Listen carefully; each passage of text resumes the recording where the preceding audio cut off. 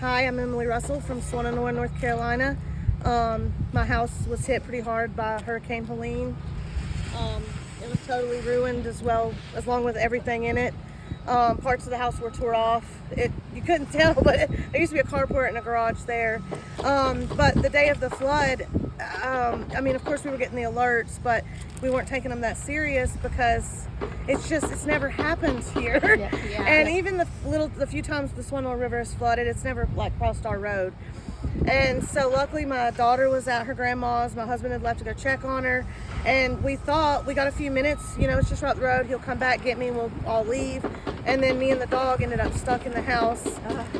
So about 8:30, 9 o'clock that morning, when that alert went off about the dam, it just come in. I've never seen it. It went from nothing in the house to all the way probably neck deep. And so me and the dog, I was trying to get in the very back bedroom because the water current was so strong. It had kicked in the doors. It was coming through windows. It was coming up the vents. And so the bed in my daughter's room was floating. So me and the dog just got on top of the bed, and we basically sat there watching it float. There was cars floating by, buildings, boats. I've never seen anything like it. You had to be so scared. I was terrified. And then you start hearing parts of the house coming off, and you don't notice that a part that's about to crash on you. It was like the scariest thing I've ever seen. Yes. But then it's like you almost go numb, because You the go into water's shock. cold, you're shaking, you're getting sore from shaking. And so all I knew is, at that time it was 6, 7 at night. It was about to get dark. I needed to get out of there. And so when the water started receding, I was able to at least make it on the porch where it was waist deep. And I seen my husband, he was able to make it a little closer with his truck. And so as soon as I seen him, I just started wading through the water. Girl, and you don't know what was in this water or nothing. No, and we were lucky because this driveway was gone. There was an 8-foot hole that we literally must have missed by a foot or two.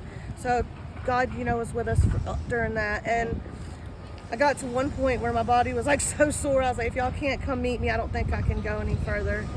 So December 5th. Yeah, the baby's due December 5th. Yeah. It took me a while to get in because the OBGYN closed. They got hit too. So 3 weeks after I was stuck in the flood, we went, and he's healthy. He's doing good. Wonderful. He ain't got no idea.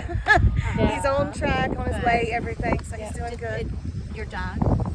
My dog, oh yeah, she's fine. She's a little trooper. Yep, Yeah. she Okay, stayed right good. with me. And so now we're starting to see a little bit of cleanup, and crews are coming through, That's right. and if you can just kind of see the devastation, their house is still here. Some people's houses are not. They floated down the river, and we got family and lots of friends and lots of volunteers. That's right. You said, right? I'm so thankful, yeah, because I have a small family. It's just me, my grandpa, mom, and brother, and then David and his dad.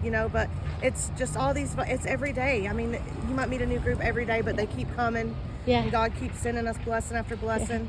And I'm just How's your grateful. faith through all this?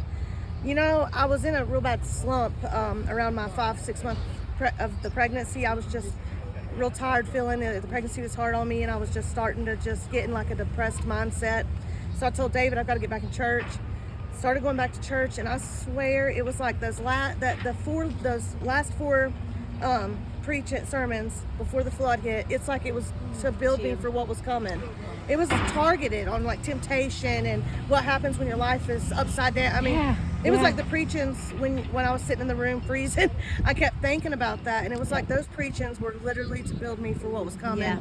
And I think that's what's helped me stay motivated. Yeah. Good. And keep it well. Yeah, so my faith's been good. We love meeting you, and Yeah. for those of you not watching, we saw a little nail spa. Her daughter, That's right. and some other little neighborhood kids had set up a nail spa, like a lemonade stand, but it was nails. And right. and we're drawn to come here and to see what's up with this family, and to be able to bless them and love on them and show them that God loves them and God has not forgotten them. That's right. And she knows, right, Emily? You That's know, right. God has not forgotten And you. the kids, I think, are teaching us all to stay smiling, stay positive. Yeah, in the midst of this mess, they're over Yeah. there, pretty In the mud, colors, in painting the brown nails. mud, pretty Yeah. color nails. Yeah, And, that's right. And she told a funny story earlier where she said that the children managed to salvage the nail nail polish out of the house and didn't know it was gel, which needed a UV light. So all of these work crew got their nails done and didn't realize that they would never dry. So they went the whole day with sticky nails. Oh, But poor guys. yeah, But we're smiling in the midst of the mess, and we thank you for those who've donated. We thank you for those who care, and those of you that are praying that you've made a difference. And we want to just continue to do it. And I know one day this lady here is going to pay it forward, and she's going to be able to bless and love other people because of what you've done for her. Thanks for sharing your story. Oh, you're welcome. Thank you guys.